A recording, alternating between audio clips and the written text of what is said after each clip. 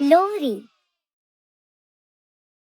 Lohri or Lal Lohri is a popular in North India, Punjab, Jammu, Haryana and Himachal Pradesh by Punjabis, Dogras, Haryanvis, and Himachalis all over the world, but intensity is best seen in northern India. According to the Punjabi calendar and Gregorian calendar, Lohri in the month of Poh and falls in 13th January.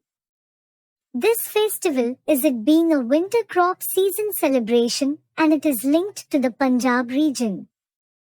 The festival is celebrated by lighting bonfires, eating festive food, dancing and collecting gifts. Singing and dancing form an intrinsic part of the celebrations.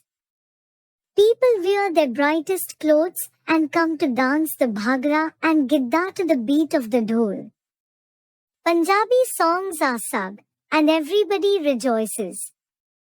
Sarson da saag and makki di roti is usually served as the main course at a Lohri dinner. The January sugarcane harvest is celebrated in the Lohri festival. Sugarcane products such as gourd and gachak are central to Lohri celebrations, as are nuts which are harvested in January. Lohri also marks the beginning of the harvest season and sunny days.